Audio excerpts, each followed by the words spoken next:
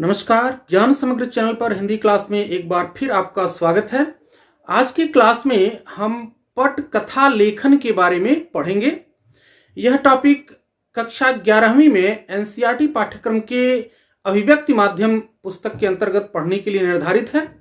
तो इस वीडियो में आइए जानते हैं पटकथा किसे कहते हैं, पटकथा लेखन की विशेषताएं क्या होती हैं, पटकथा के महत्वपूर्ण घटक कौन कौन से होते हैं और अन्य विधाओं से पटकथा किस प्रकार अलग है, इसको विस्तार से जानते हैं इस वीडियो में। तो आइए शुरू करते हैं। सबसे पहले हम देखते हैं पटकथा क्या होती है। पटकथा लेखन को अंग्रेजी में स्क्रिप्ट राइटिंग कहते हैं और पटकथा के लिए स्क्रीन प्ले शब्द इस्तेमाल किया जाता है। पटकथा शब्द दो शब्दों से मिलकर के बना है, पट और कथा। पट का अर्थ होता है पर्दा और कथा का अर्थ होता है कहानी, यानी ऐसी कहानी जो पर्दे पर प्रस्तुत की जाए। तो पटकथा कहानी का वह रूप है जिसे पर्दे पर प्रस्तुत किया जा सके। अब आपको समझना है कि यहां पर्दा से क्या तात्पर्य है। आपने मेले में या अपने स्कूल में स्टेज पर नाटक परफॉर्म किया होगा या नाटक परफॉर्म किए जाते हुए देखा होगा, तो उस मंच पर भी पर्दा होता है जो उठता और गिरता है। पर्दा बंद होता है तो उसमें सीन चेंज होता है, फिर सीन चेंज होने के बाद फिर पर्दा उठता है, फिर पर्दा गिरता है। लेकिन यहां पर उस पर्दे से मतलब नहीं है। जो मंच पर जो पर्दा होता है उसको अंग्रेजी में कर्टेन बोलते हैं। यहां पर जो पर्दा है उसको अंग्रेजी में स्क्रीन बोलते हैं। और स्क्रीन किसके लिए इस्तेमाल होता है? टेलीविजन स्क्रीन के लिए और सिनेमा के स्क्रीन के लिए। यानी सिनेमा और टेलीविजन में जो आप फिल्म, मूवी या सीरियल देखते हैं, उसके लिए जो कहानी को लिखा जाता है उसको कहते हैं पटकथा। लेकिन यहां कहानी जो टीवी सीरियल बनाने के लिए या फिल्म बनाने के लिए जो पटकथा लिखी जाती है वो कहानी की तरह नहीं लिखी जाती है, वो नाटक की तरह से लिखी जाती है। जैसे मंच पर खेलने के लिए नाटक होता है, ठीक उसी तरह से पटकथा होती है। आप यूं समझिए कि नाटक और पटकथा दोनों को जब आप पढ़ेंगे तो आप बिल्कुल अंतर नहीं समझ पाएंगे कि ये नाटक लिखा गया है या पटकथा है। केवल कुछ टेक्निकल शब्दावली का अंतर होता है। और ये अंतर क्यों आता है? क्योंकि नाटक जो है वो मंच पर प्रस्तुत करने के लिए लिखा जाता है और पटकथा जो है वो टेलीविजन सीरियल बनाने के लिए या मूवी बनाने के लिए लिखी जाती है। तो देखिए यहां पर्दा का अर्थ क्या है। यहां पर्दा से आशय टेलीविजन और सिनेमा से है। टेलीविजन और सिनेमा में दिखाए जाने वाले फिल्मों और धारावाहिकों का मूल आधार पटकथा होती है। इसी के अनुसार निर्देशक अपनी शूटिंग की योजना बनाता है, अभिनेताओं को अपनी भूमिका की बारीकियां और संवादों की जानकारी मिलती है तथा कैमरे के पीछे के तकनीशियन और सहायक अपनी तैयारियां करते हैं। यानी पटकथा ही वो मूल चीज है जिसके आधार पर कोई फिल्म बनकर के तैयार होती है या कोई टीवी सीरियल बनकर के तैयार होता है। इसी पटकथा के आधार पर डायरेक्टर अपना काम करता है या साउंड रिकॉर्डर अपना काम करता है। जो अभिनेता हैं वो इसी पटकथा के आधार पर एक्टिंग करते हैं। अलग अलग आर्टिस्ट अपना अपना रोल इसी पटकथा के आधार पर निभाते हैं। तो सबसे पहले जब कोई फिल्म या कोई टीवी सीरियल बनाई जाती है तो इस पटकथा को एक राइटर लिखता है और फिर इस कथा की फोटोकॉपी करा करके सारे आर्टिस्ट को, डायरेक्टर को, साउंड रिकॉर्डर को और सबको दे दी जाती। सब पढ़ करके इसको समझते हैं और तब जाकर के एक साथ टीम वर्क के साथ शूटिंग शुरू की जाती है। अब देखते हैं पटकथा का स्रोत। स्रोत का मतलब होता है कहां से कोई चीज पैदा हो रही है। पटकथा कहां से पैदा होती है? तो चूंकि पटकथा में कथा शब्द जुड़ा हुआ, यानी हर पटकथा लिखने के लिए किसी न किसी कथा की जरूरत होती है और कथा का अर्थ होता है कहानी। अब ये कहानी कहां से आती है? तो कोई भी कहानी ले सकते हैं। फिल्म बनाने के लिए कोई पटकथा लिखनी है या टीवी सीरियल बनाने के लिए कोई पटकथा लिखनी है, तो इसके लिए सबसे पहले कोई न कोई कहानी चाहिए। और ये कहानी कहां से ले सकते हैं? तो हमारे आसपास की जिंदगी से जुड़ी हुई घटनाएं हो सकती हैं कहानी के रूप में। और कहां से कहानी चुन सकते हैं हम? अखबार में कोई घटना घटी है, जैसे सर्जिकल स्ट्राइक की घटना है, या राजनीति से जुड़ी हुई कोई घटना है, हमारे आम जिंदगी में और साथ में समाज में जो रोजमर्रा की जो खबरें हैं उनसे भी हम कहानी को ले सकते हैं और उसके आधार पर पटकथा बना सकते हैं। इसी तरह से अपनी कल्पना से हम कोई कहानी क्रिएट कर सकते हैं और उस काल्पनिक कहानी के आधार पर हम पटकथा लिख सकते हैं। इतिहास से जुड़ी हुई कोई घटना है, जैसे पद्मावत फिल्म बनी तो इतिहास की घटना है, उस घटना के आधार पर एक पटकथा लिख दी गई और उस पर मूवी बन गई। तो इसी तरह से ऐतिहासिक घटनाओं को भी हम ले सकते हैं कहानी के रूप में। समाज में बहुत सारी लोक कथाएं होती हैं, लोक कहानियां होती हैं जो गांव में दादा दादी नाना नानी बच्चों को सुनाते हैं। तो उन लोक कहानियों को भी हम कहानी के रूप में ले सकते हैं और उसके आधार पर हम पटकथा लिख सकते हैं। कोई साहित्यिक रचना या कोई कहानी या उपन्यास है, इस पर भी पटकथा लिखी जा सकती है। जैसे देवदास फिल्म बनी तो देवदास एक उपन्यास है, बंगला का एक उपन्यास है, उस उपन्यास के आधार पर देवदास मूवी बनाई गई। तो किसी साहित्यकार के द्वारा लिखी गई कहानी या उपन्यास से भी हम पटकथा बना सकते हैं। अब अगला है पटकथा की संरचना। इसमें से क्वेश्चन पूछा जा सकता है कि पटकथा की संरचना के महत्वपूर्ण घटक लिखिए, या पटकथा की संरचना में कौन कौन से तत्व शामिल होते हैं। इस तरह से क्वेश्चन पूछा जा सकता है। आपको पता है कि अभिव्यक्ति माध्यम के जो भी टॉपिक हैं उससे दो तरह के क्वेश्चन पूछे जाएंगे, एक तो मल्टीपल चॉइस के और दूसरा शॉर्ट आंसर टाइप के डिस्क्रिप्टिव क्वेश्चन भी पूछे जाएंगे। तो दोनों तरह से क्वेश्चन पूछ सकता है। इसमें पटकथा की संरचना के महत्वपूर्ण घटक बताइए, और दूसरा प्रश्न इसी से पूछ सकता है कि नाटक और पटकथा की संरचना में क्या समानता है। तो यहां आपको यह समझना है कि जो जो तत्व, जो जो घटक नाटक में होते हैं वो सारी चीजें पटकथा में भी होती हैं। जैसे चरित्र, पात्र और चरित्र ये नाटक में भी होते हैं और पटकथा में भी होते हैं। पात्र और चरित्र में क्या अंतर है? पात्र जैसे कोई फिल्म है उसमें राम श्याम मोहन मंगरू ये सब पात्र हैं, लेकिन इन सबके अलग अलग रोल होते हैं। कोई गरीब बना है, कोई भिखारी बना है, कोई कुछ बना है, इसको कहते हैं चरित्र। यानी पात्र तो जो उसमें आर्टिस्ट हैं उनको कहेंगे, और जिस रोल को वो निभा रहे हैं उसको कहते हैं चरित्र। इसी तरह से नायक और प्रतिनायक होते हैं, नाटक में भी होते हैं, मूवी में भी होते हैं। नायक मतलब हीरो और प्रतिनायक का मतलब होता है एंटी हीरो, जो उसके अगेंस्ट काम करता है, हीरो के अगेंस्ट काम करता है। अक्सर हिंदी फिल्मों में प्रतिनायक को खलनायक कहा जाता है, लेकिन वास्तव में यह सही नहीं है। खलनायक अलग चीज है और प्रतिनायक अलग चीज है। लेकिन चूंकि हिंदी फिल्मों को इस तरह से बनाया जाता है कि नायक के अगेंस्ट में जो रोल होता है वो हमेशा खलनायक का ही काम करता है, इसलिए उसको विलेन कहा जाता है। तो नायक जितना जरूरी है फिल्म में उतना ही जरूरी है प्रतिनायक या उसका एंटी हीरो। एंटी हीरो जितना ज्यादा सशक्त होगा, मजबूत होगा, उतना ही अच्छा प्रभावशाली व्यक्तित्व आएगा निखर करके हीरो का, यानी हीरो का हीरोइज्म जो है उतना ही सशक्त होगा। इसी तरह से नाटक में भी अलग अलग घटनाएं होती हैं, अलग अलग घटना स्थल होते हैं। कभी मार्केट का सीन होगा, कभी पुलिस स्टेशन का सीन होगा, कभी घर का सीन होगा। तो फिल्मों में भी ये सब चीजें होती हैं। अलग अलग दृश्य होते हैं और दृश्य संकेत होते हैं। अब ये दृश्य और दृश्य संकेत क्या होते हैं इसको आगे हम डिटेल में समझाएंगे। अलग अलग सीन होते हैं। आप मंच पर नाटक देखते हैं तो आपको सीन समझ में आता है, क्योंकि हर सीन चेंज होने के साथ एक बार पर्दा बंद होता है फिर खुलता है। जैसे पुलिस स्टेशन का सीन है तो उसकी मंच की साज सज्जा सब पुलिस स्टेशन जैसी दिखेगी। अचानक घर का सीन ले आना है तो पर्दा एक बार गिरेगा और पर्दे के पीछे फटाफट सारा अरेंजमेंट जो है वो चेंज करके और घर का दृश्य बना देंगे, फिर पर्दा खुलेगा। लेकिन टीवी सीरियल में और फिल्मों में क्या होता है कि वहां तुरंत कट हो जाता है और फिर अगला सीन शुरू हो जाता है, तो पर्दा उठता गिरता नहीं है, इसलिए आपको पता नहीं चलता। लेकिन एक फिल्म में सैकड़ों सीन होते हैं और उन सीन को जोड़ करके तब जाकर के एक पूरी फिल्म कंप्लीट होती है। तो नाटक में भी दृश्य और दृश्य संकेत होते हैं और फिल्म में भी होते हैं। संवाद, नाटक या मूवी दोनों चीजें संवाद से ही आगे बढ़ती हैं। कहानी में क्या होता है, कहानी जो है पढ़ने के लिए लिखी जाती है, और यही कारण है कि कहानी में कुछ हिस्सा तो लेखक जो है वर्णन करता है खुद, और कुछ हिस्सा जो है पात्रों के संवाद के रूप में प्रस्तुत करता है। जैसे एक राजा था, उस एक दिन उसने शिकार करने का निर्णय किया। राजा अपनी मंत्री के साथ जंगल में गया और मंत्री ने अचानक एक हिरन देखा।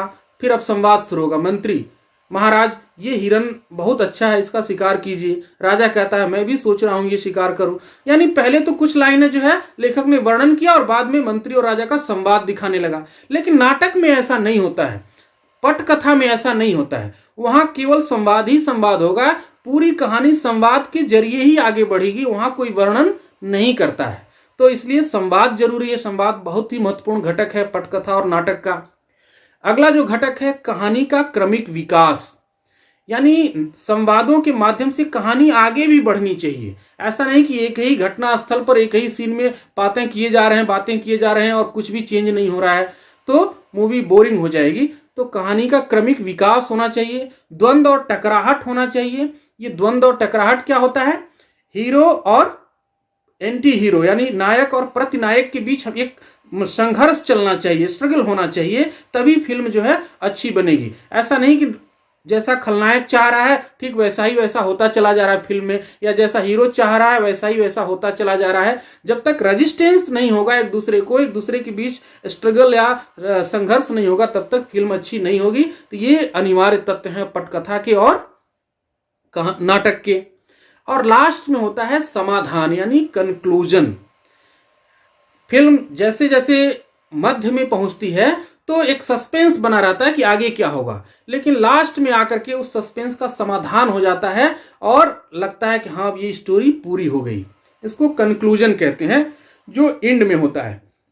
लेकिन आजकल फिल्मों में एक नया चलन पैदा हो रहा है कि फिल्म को समाधान तक ले ही नहीं जाते हैं और ऐसे जगह पे एंड कर देते हैं कि अभी सस्पेंस खत्म ही नहीं होता, सस्पेंस बना रहता है। जैसे कटप्पा ने बाहुबली को क्यों मारा, अब बाहुबली फिल्म में जो है वो ऐसे जगह पे खत्म किया कि लोगों के मन में ये सवाल बना रहा कि आखिर कटप्पा ने बाहुबली को क्यों मारा होगा।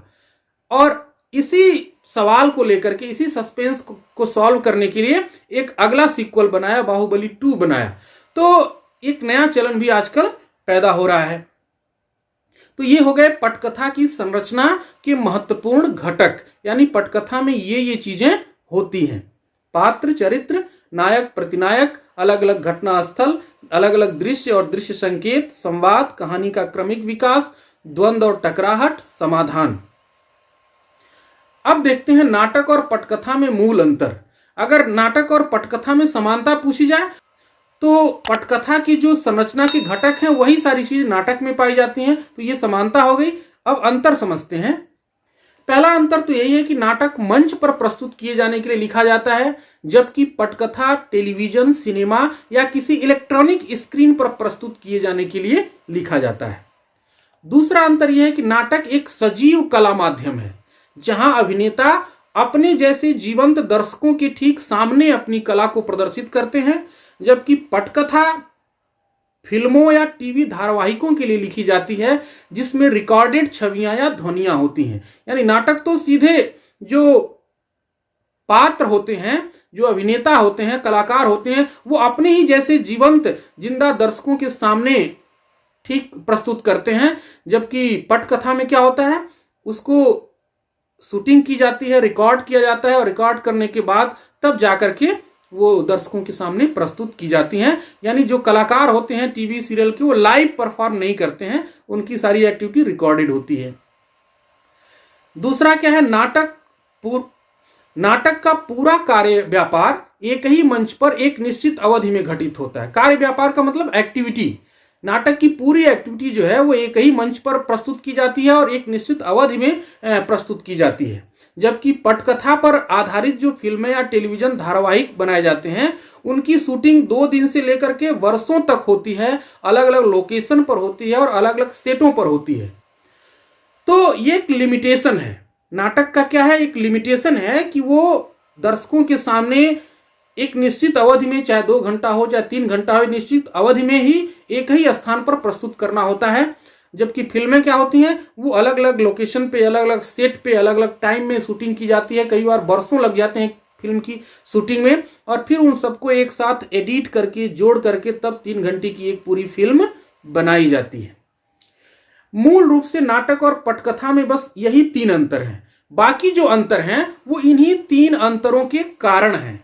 अब वो और अंतर क्या है, नाटक के दृश्य अधिक लंबे होते हैं, जबकि पटकथा के दृश्य छोटे होते हैं। अब ऐसा क्यों होता है, नाटक के दृश्य लंबे क्यों होते हैं? क्योंकि नाटक का लिमिटेशन हमने बताया कि वो एक ही स्थान पर खेला जाता है, एक ही स्थान पर प्रस्तुत किया जाता है, ठीक लाइव दर्शकों के सामने। तो मंच पर क्या होता है कि अगर बहुत छोटे छोटे दृश्य होंगे तो बार बार दृश्य बदलना पड़ेगा, बार बार सीन बदलना पड़ेगा, और जितनी बार सीन बदलना पड़ेगा नाटक में उतनी बार पर्दा गिरता है, फिर पर्दा उठता है, एक बार पर्दा बंद होता है तो फटाफट उसके पीछे का जो सीन है वो सारा सामान वगैरह हटा करके और नए तरह से अरेंज करके नया सीन क्रिएट किया जाता है। फिर पर्दा उठता है और फिर उसके बाद फिर पर्दा गिरेगा, फिर उठेगा। तो जितने ज्यादा दृश्य होंगे नाटक में उतनी बार पर्दा गिराना और उठाना पड़ेगा। इससे एक व्यवधान पैदा होता है और बोरिंग हो जाता है। तो इसलिए ज्यादा दृश्य नहीं रख सकते नाटक में। लेकिन पटकथा में ऐसा नहीं है, क्योंकि वो तो शूटिंग की जाती है, रिकॉर्ड की जाती है और फिर उसको जोड़ दिया जाता है, पता ही नहीं चलता दर्शकों का कि कब सीन बदल गया। तो ये अंतर है। दूसरा अंतर क्या है, नाटक में घटना स्थल, दृश्य और पात्र कम होते हैं, जबकि पटकथा में बहुत से घटना स्थल, दृश्य और पात्र होते हैं। यहां भी वही कारण है, नाटक चूंकि मंच पर एक लिमिटेड जगह में एक लिमिटेड टाइम में खेला जाता है तो वहां बहुत कम घटना स्थल उसमें दिखाए जा सकते हैं, क्योंकि बार बार घटना स्थल बदलेंगे। कभी बाजार का सीन है, कभी पुलिस स्टेशन का सीन है, कभी घर का सीन है, कभी ऑफिस का सीन है, अलग अलग सीन होंगे तो उतनी बार पर्दे गिराने पड़ेंगे, उतनी बार सब सेट में चेंज लाना पड़ेगा, सामानों को बदलना पड़ेगा। तो इसलिए बहुत कम घटना स्थल या बहुत कम दृश्य नाटक में रखे जाते हैं। जब भी कोई लेखक जो है मंच पर प्रस्तुत करने के लिए नाटक लिखेगा तो उसमें दृश्य की संख्या या घटना स्थल की संख्या बहुत कम होती है। इसी तरह पात्रों की भी संख्या कम रखी जाती है, क्योंकि लिमिटेड पात्र ही मंच पर नाटक प्रस्तुत कर सकते हैं, उनमें बहुत ज्यादा बदलाव नहीं किया जा सकता है। पटकथा में ये लिमिटेशन नहीं होती है, तो बहुत सारे घटना स्थल हो सकते हैं। एक ही में एक फिल्म में सैकड़ों घटना स्थल होते हैं। कभी समुद्र का किनारा होता है, कभी ऑफिस होता है, कभी घर का दृश्य होता है, कभी बाजार का दृश्य होता है, कभी पुलिस स्टेशन का दृश्य होता है, किसी ऑफिस का दृश्य होता है। बहुत सारे सैकड़ों दृश्य होते हैं एक नाटक में, सैकड़ों घटना स्थल होते हैं और पात्र भी कई बार सैकड़ों की संख्या में पात्र होते हैं एक फिल्म में। तो ये अंतर होता है।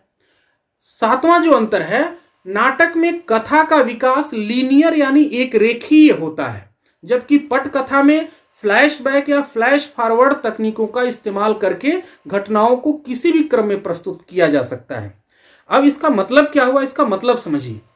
नाटक की कथा का जो विकास होगा वो लीनियर गति में यानी एक रेखीय दिशा में होता है, यानी कथा हमेशा आगे ही आगे बढ़ेगी नाटक में। जबकि फिल्म में आप देखते होंगे कई बार आगे से पीछे की ओर कहानी चलती है, कई बार पीछे से आगे की ओर कहानी चलती है।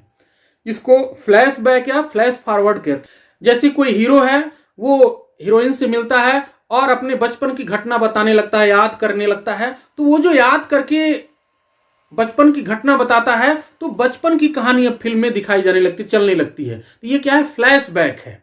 इसी तरह से कई बार क्या होता है कि कोई व्यक्ति ख्वाब देखता है या स्वप्न देखता है, जैसे एक्ट्रेस है वो सोई हुई है, ख्वाब देख रही है, तो उसके ख्वाब की कहानी उस पे स्क्रीन पे चलाई जाएगी, दिखाई जाएगी, और अचानक जो है फिर वो नींद से उठेगी तो दर्शकों को ये पता चल जाएगा कि ये सपना देख रही है। या एक्ट्रेस जो है वो हीरो को देखती है और हीरो को देख करके और खो जाती है, सोचने लगती है कि इस हीरो से हमारा प्यार होगा, फिर हमारी शादी होगी, फिर शादी के बाद हम यहाँ हनीमून में जाएंगे, और वो सारी चीज जो जो सोच रही है वो स्क्रीन पर दिखाया जाने लगता है। अचानक फिर वो उसका चेहरा दिखाया जाता है तो दर्शकों को लगता है कि ये तो सोच रही थी। तो ये जो आगे की बातें सोचते हैं ये क्या है, फ्लैश फॉरवर्ड है, और जो पीछे की बातें जो दिखाई जाती हैं वो फ्लैशबैक है। अब आप कल्पना कीजिए कि इस चीज को नाटक में मंच पर कैसे दिखाया जा सकता है। नहीं दिखाया जा सकता है, क्योंकि वहां जब कोई सोचेगा तो उसके सोचते हुए के दृश्य को नाटक पर प्रस्तुत नहीं किया जा सकता। अगर वो दृश्य प्रस्तुत किया जाएगा तो दर्शक कंफ्यूज हो जाएंगे कि ये क्या आने लगा, अभी कुछ और घटना हो रही थी और अचानक कोई और घटना कैसे होने लगी। तो ये सब महीन अंतर है नाटक और पटकथा में। इसीलिए कहा गया है कि नाटक की कथा का जो विकास होता है वो लीनियर यानी एक ही दिशा में चलता है, जबकि पटकथा का विकास जो है वो फ्लैशबैक भी हो सकता है, फ्लैश फॉरवर्ड भी हो सकता है और सीधी रेखा में भी हो सकता है। आठवां अंतर है, नाटक में आधुनिक तकनीकी से जुड़ी शब्दावली का इस्तेमाल कम होता है, जबकि पटकथा में camera, light, sound, editing, set निर्माण आदि से संबंधित कई तकनीकी शब्दावली का उपयोग होता है। नाटक में बहुत ज्यादा मंच सज्जा वगैरह का इतना ज्यादा टेक्निकल काम नहीं रहता है। थोड़ी सी लाइट होती है, कुछ माइक वगैरह होते हैं, बहुत सिंपल सी चीजें होती हैं। नाटक लिखने में बहुत ज़्यादा टेक्निकल शब्दों का इस्तेमाल नहीं किया जाता है, लेकिन फिल्म की शूटिंग में, सीरियल की शूटिंग में बहुत सारी मशीनों का इस्तेमाल किया जाता है, बहुत सारे कैमरों का इस्तेमाल किया जाता है, लाइट सिस्टम, साउंड सिस्टम का इस्तेमाल किया जाता है, कंप्यूटर एडिटिंग से रिलेटेड चीज़ें इस्तेमाल की जाती हैं, सेट बनाए जाते हैं, अलग अलग जगह के सीन के हिसाब से अलग अलग सेट निर्माण किए जाते हैं। तो इन सारी चीज़ों से संबंधित अलग अलग टेक्निकल टर्म होते हैं, उन टर्म्स को यूज किया जाता है ताकि फिल्म निर्माण से जुड़े हुए जो अलग अलग डिपार्टमेंट के लोग हैं वो उन टर्म्स के हिसाब से अपनी अपनी तैयारी कर सकें। जैसे INT ये टर्म यूज किया जाता है इंटीरियर के लिए, यानी सीन कहाँ का है, वो किसी कमरे के अंदर का सीन है या खुले आसमान के नीचे का है। अगर बाहर का सीन होगा तो एग्जिट यानी EXT यूज करेंगे, अंदर का होगा तो INT लिखेंगे। इसी तरह कट टू, एक सीन के बाद दूसरा सीन आएगा तो वहां कट टू प्रयोग करते हैं, डिजॉल्व टू, फेड आउट, ये सब अलग अलग टेक्निकल टर्म होते हैं। अब आइए हम देखते हैं पटकथा से जुड़े हुए कुछ टेक्निकल टर्म किसे कहते हैं। इसमें से क्वेश्चन पूछा जा सकता है, जैसे दृश्य संरचना। तो ये पूछा जा सकता है कि पटकथा की मूल इकाई क्या होती है। पटकथा की मूल इकाई होता है दृश्य, क्योंकि दृश्यों के माध्यम से ही कोई भी फिल्म या कोई भी सीरियल आगे बढ़ता है।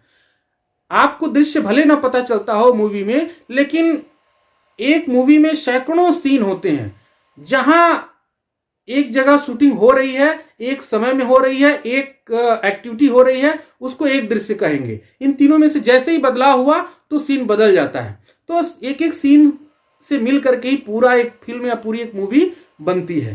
तो इसीलिए कहा जाता है कि दृश्य क्या है, पटकथा की मूल इकाई है। ये क्वेश्चन पूछा जा सकता है कि पटकथा की मूल इकाई क्या होती है, तो वो है दृश्य। दृश्य होता क्या है, एक स्थान पर एक समय में लगातार चल रहे एक कार्य व्यापार से एक दृश्य की रचना होती है। इन तीनों में किसी एक के बदलने से दृश्य बदल जाता है। अब इसमें से प्रश्न आपको पूछेगा, पटकथा की दृश्य संरचना में कौन कौन सी चीजें एक समान होती हैं। तो आपको लिखना है स्थान, समय और कार्य व्यापार। अगर इन तीनों में से कोई भी एक चीज बदल जाती है तो पूरा सीन चेंज हो जाता है। जैसे उदाहरण के तौर पर मान लीजिए एक पुलिस स्टेशन का सीन है, स्थान है पुलिस स्टेशन, और सीन क्या है, पुलिस स्टेशन का एक ऑफिस का कमरा है जिसमें इंस्पेक्टर बैठा हुआ है और अपने सिपाही को कोई निर्देश दे रहा है। उसके सामने घड़ी टंगी हुई है, घड़ी में सुबह के 9 बज रहे हैं। ये एक सीन हो गया। दूसरा सीन, इंस्पेक्टर अपने घर जाता है और घर में उसकी बीबी इंतजार कर रही है, तो उसके घर का दृश्य हो गया, यानी स्थान बदल गया। अब अगले सीन में क्या है, इंस्पेक्टर के घर का दृश्य है जहां डाइनिंग टेबल लगा हुआ है, पत्नी जो है खाना लगा करके इंतजार कर रही है। तो स्थान बदल गया, यानी दृश्य बदल गया। कई बार क्या होता है, स्थान वही रहता, समय बदल जाता है। जैसे सुबह का समय है और पुलिस स्टेशन में इंस्पेक्टर का ऑफिस का कमरा है, तो वो ऑफिस में आता हुआ दिख रहा है क्योंकि सुबह का दृश्य है। घड़ी में जो है सुबह के 8 बजे हुए हैं या 9 बजे हुए हैं। शाम का दृश्य है तो जाता हुआ दिखाई देगा। तो ये दो अलग अलग सीन हो गए। जहां जाता हुआ दिखाई देगा कमरे में पहले से है और कमरे से बाहर निकल रहा है, इसका मतलब वो जाते हुए का सीन है। और जहां कमरे में आता हुआ दिख रहा है वो आते हुए का सीन है, तो समय बदल गया, एक्टिविटी बदल गई। अगर इंस्पेक्टर कमरे में बैठा हुआ है, अपने अर्दली को या अपने कांस्टेबल को कोई निर्देश दे रहा है, तो ये एक दृश्य हो गया। पता चला कि इंस्पेक्टर जो है बाहर चला गया और कुछ गुंडे आ गए और अंदर तोड़फोड़ करने लगे, तो वो दृश्य बदल गया क्योंकि कार्य व्यापार, एक्टिविटी बदल गई। अब जब पुलिस इंस्पेक्टर अपने ऑफिस से निकलेगा और गुंडे आएंगे ऑफिस में तोड़फोड़ करेंगे, दोनों को एक साथ नहीं दिखाया जा सकता। वो ऑफिस से निकलेगा, वहां सीन कट होगा और कट होने के बाद फिर अगले सीन में दिखाएगा कि गुंडे आ रहे हैं और तोड़फोड़ कर रहे हैं। तो ये दो अलग अलग सीन हो गए। यानी कहने का मतलब स्थान, समय और एक्टिविटी, इन तीनों में से कोई भी बदल गई तो पूरा सीन चेंज हुआ, तो उसको अलग सीन मानेंगे।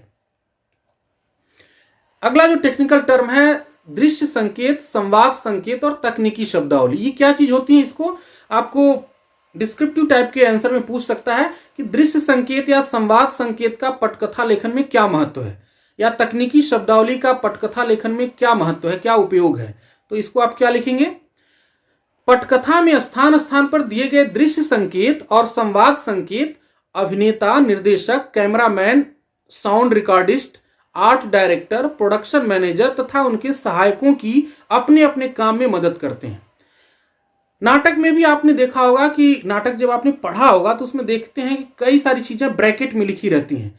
वो ब्रैकेट में कुछ संकेत लिखे रहते हैं, जैसे कोई सीन है तो उस सीन में क्या क्या चीजें नजर आएंगी उसको डिस्क्राइब करते हुए ब्रैकेट में लिखा जाता है। इससे डायरेक्टर को मदद मिलती है, या जो स्टेज का सेट बना रहा है, स्टेज तैयार कर रहा है, उसको मदद मिलती है कि किस तरह का हमारा सीन दिखना चाहिए, कौन सा सामान किधर रखना चाहिए, कहाँ टेबल होना चाहिए, कहाँ घड़ी होनी चाहिए, कहाँ चेयर होना चाहिए सीन में। यानी सीन में जितनी चीजें नजर आएंगी वो सारी चीजें कैसे कैसे अरेंज होनी चाहिए, ये सब लिखा जाता है। इसको कहते हैं दृश्य संकेत। इसी तरह से संवाद संकेत भी होते हैं। संवाद संकेत क्या होता है? नाटक में पात्र जो है वो संवाद डिलीवर करते हैं और संवादों के माध्यम से ही कहानी आगे बढ़ती है। लेकिन अभिनेता को कैसे पता चलेगा कि इस संवाद को हम कैसे पढ़ें या इस संवाद को कैसे बोलना है? क्योंकि एक ही चीज को अलग अलग तरीके से बोला जा सकता है और अलग अलग तरीके के बोलने से अलग अलग तरह का सेंस निकलता है। जैसे कोई गुंडा है और वो किसी हीरो को के सामने आकर कह रहा है कि मैं तुम्हें मारने आया हूं।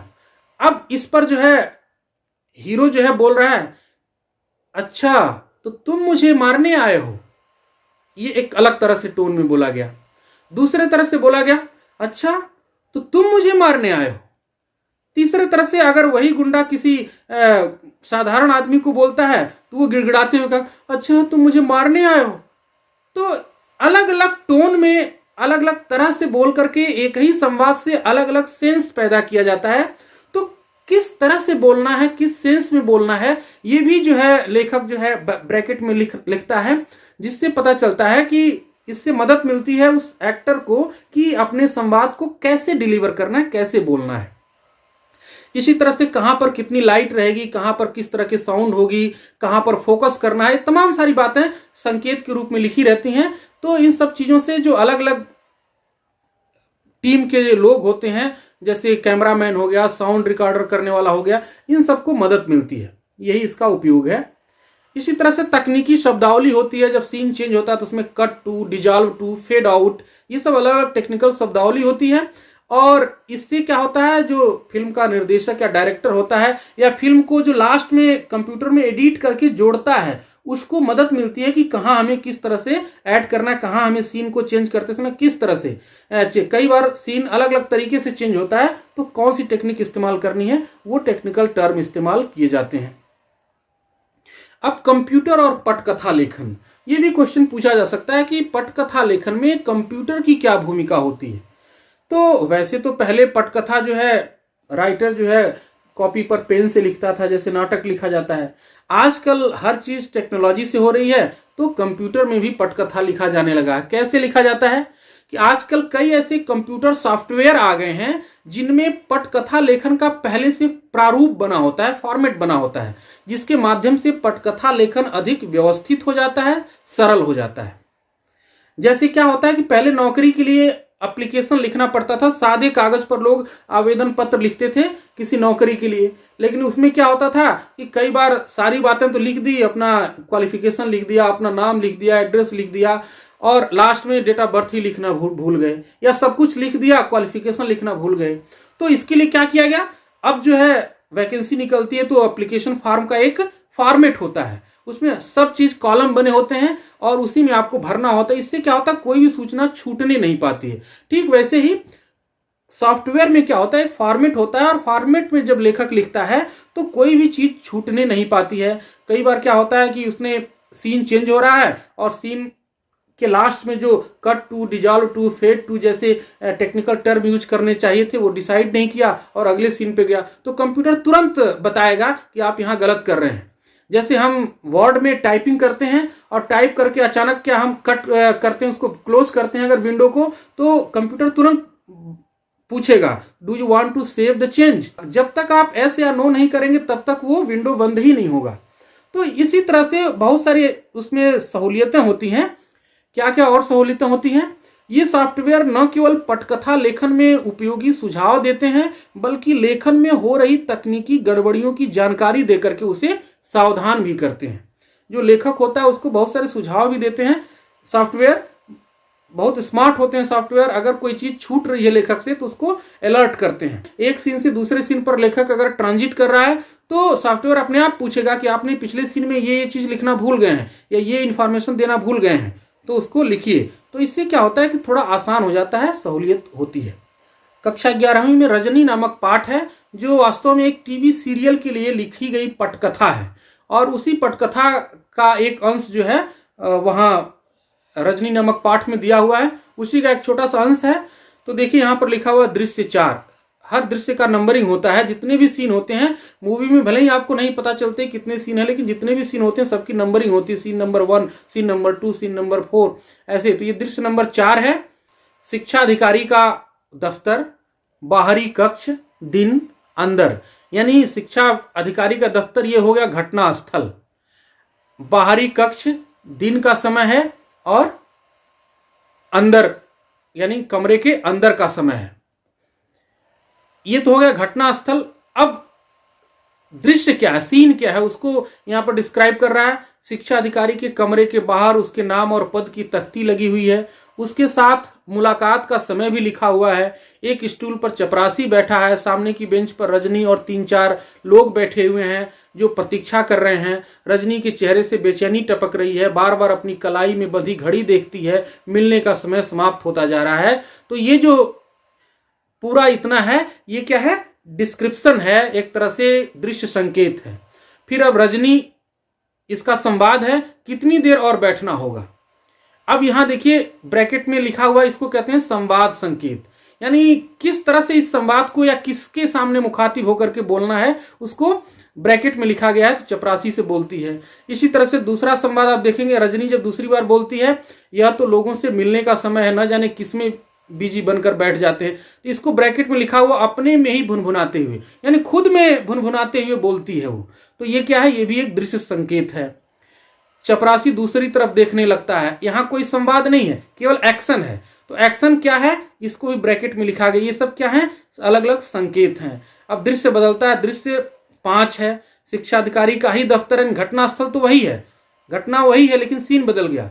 कैसे सीन बदल रहा है, बाहरी कक्ष, दिन, अंदर। अब अंदर ये सारा घटना स्थल वही है, लेकिन कैमरा अब यहां ब्रैकेट में क्या है, सीन का वर्णन बदल गया। कैमरा ऑफिस के अंदर चला जाता है। अब तक कैमरे से जो दिख रहा था वो ऑफिस के बाहर का सीन दिख रहा है कि बाहर बेंच पे कुछ लोग इंतजार करते हुए बैठे हुए हैं, लेकिन अब कैमरा अंदर की ओर चला जाता है। अंदर क्या है, साहब मेज पर पेपर वेट घुमा रहा है, फिर घड़ी देखता है, फिर घुमाने लगता है। अंदर जो है वो अपनी कुर्सी पे साहब बैठा हुआ है और टेबल पर जो है पेपर वेट को घुमा रहा है, घड़ी को देख रहा है। तो ये अंदर का दृश्य हो गया। अब कल्पना कीजिए कि इसी दृश्य को अगर स्टेज पर दिखाना होता तो एक साथ नहीं दिखा सकते थे, यहां पर्दे को गिराना पड़ता। क्यों, क्योंकि बाहर का सीन कुछ और है और अंदर का सीन कुछ और है। तो घटना स्थल एक ही है, लेकिन सीन बदल गया। तो इस तरह से आपने, मुझे उम्मीद है कि पूरे डिटेल में आपने समझ लिया होगा कि पटकथा किसे कहते हैं, पटकथा का कॉन्सेप्ट क्या है, नाटक से यह किस प्रकार भिन्न होता है, और साथ में पटकथा लेखन से जुड़े हुए कुछ तकनीकी शब्दावली है, उसको भी आपने ठीक से समझ लिया होगा। तो आज के लिए बस इतना ही। मिलेंगे अगली वीडियो में, तब तक के लिए धन्यवाद।